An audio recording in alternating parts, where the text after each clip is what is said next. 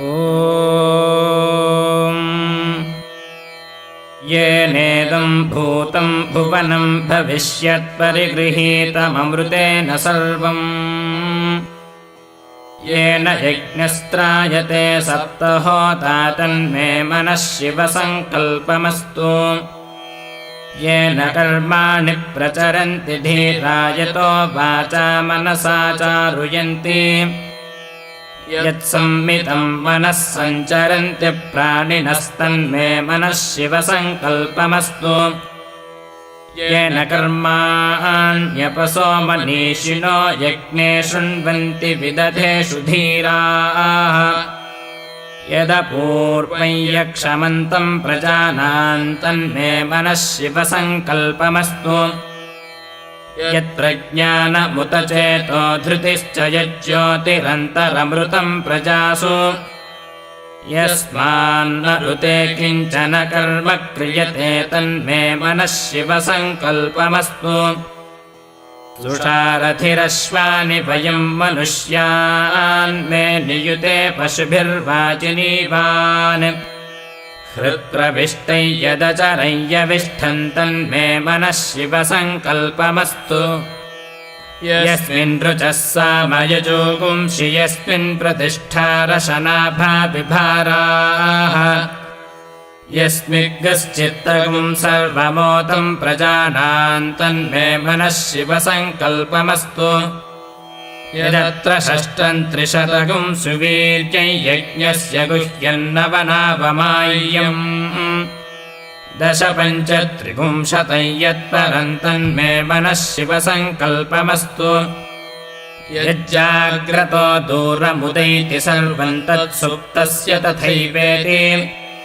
दूरङ्गमं ज्योतिषां ज्योतिरेकं तन्मे मनः शिवसङ्कल्पमस्तु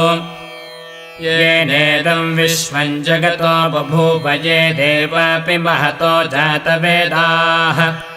तदेवाग्निस्तद्वायुस्तत्सूर्यस्तदुचन्द्रमास्तन्मे मनः शिवसङ्कल्पमस्तु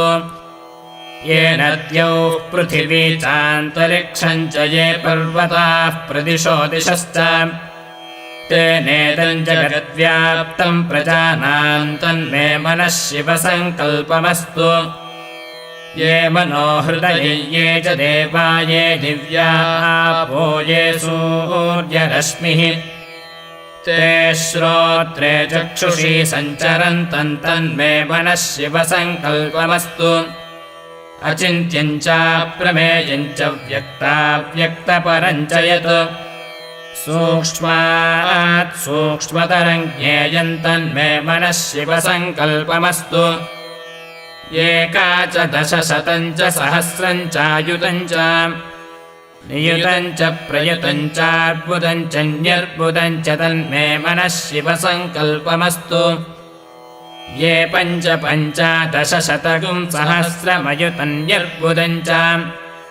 ते अग्निचित्तेष्टकास्तागुं शरीरं तन्मे मनः शिवसङ्कल्पमस्तु वेदाहमेतं पुरुषं महान्तमादित्यवर्णं तमसः परस्तात् यस्य योनिं परिपश्यन्ति धीरास्तन्मे मनः शिवसङ्कल्पमस्तु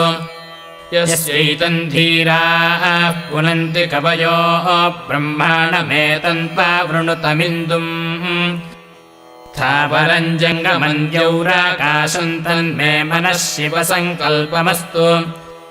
परात् परतरं चैव तत्पराच्चैव यत्परम् यत्परात् परतो ज्ञेयं तन्मे मनः शिवसङ्कल्पमस्तु परात् परतरं ब्रह्म तत्परात् परतो हरिः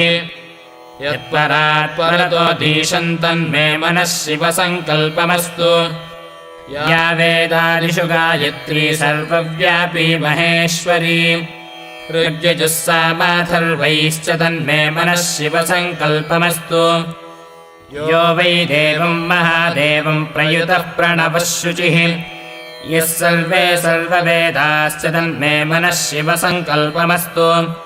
प्रयुतः प्रणवोङ्कारं प्रणवं पुरुषोत्तमम् ओङ्कारम् प्रणवात्मानम् तन्मे मनः शिवसङ्कल्पमस्तु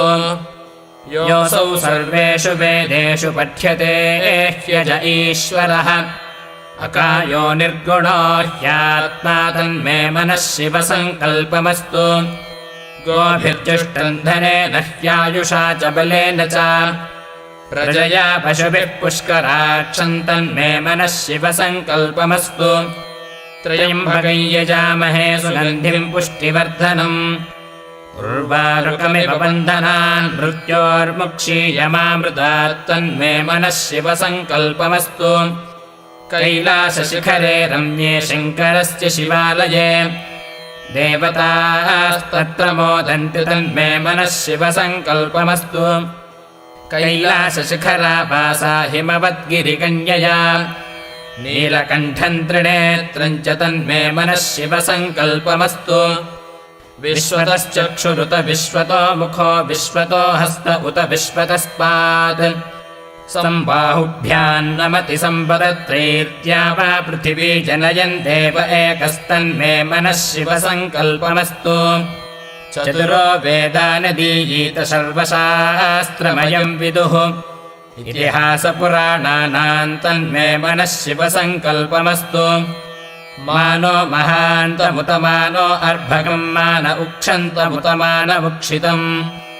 मानो बधीः पितरम् मोतमातरम् प्रियामानस्तनुवो रुद्ररीरिषस्तन्मे मनः शिवसङ्कल्पमस्तु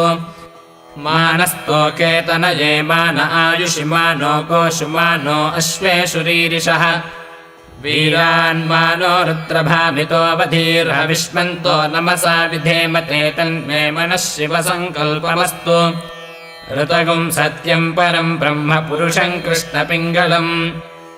ऊर्ध्वरेतुम् विरूपाक्षम् विश्वरूपाय वै नमो नमस्तन्मे मनः शिवसङ्कल्पमस्तु कद्रुद्राय प्रचेतसे मीढुष्टमाय तव्यसे वोचे वसन्तमगुम् हृदे सर्वो ह्येष रुद्रस्तस्मै रुद्राय नमो अस्तु तन्मे मनः शिवसङ्कल्पमस्तु ब्रह्मजज्ञानम् प्रथमम् पुरस्ताद्विषीमतः सुरुचो वेन आवह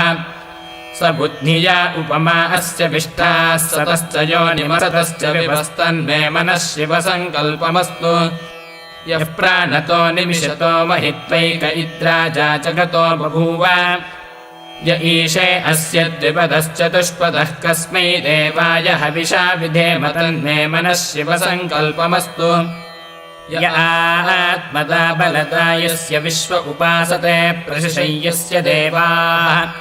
यस्य छायामृतं यस्य मृत्युः कस्मै देवाय हविषा विधेम तन्मे मनः शिवसङ्कल्पमस्तु गन्धद्वारान्तुराधर्षान् नित्यपुष्टाङ्करीषिणीम् ईश्वरीगुम् सर्वभूतानाम् तामिहोपह्वये श्रियम् तन्मे मनः शिवसङ्कल्पमस्तु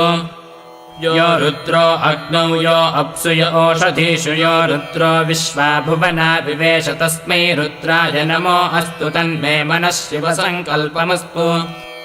नमकम् च मकम् चैव पुरुषसूक्तम् च यद्विदुः महादेवेन तत्तुल्यम् तन्मे मनः शिवसङ्कल्पमस्तु य इदगुम् शिवसङ्कल्पगुम् सदा ध्यायन्ति ब्राह्मणाः ते परम् मोक्षम् गमिष्यन्ति तन्मे मनः शिवसङ्कल्पमस्तु ॐ शान्तिः शान्तिः शान्तिः।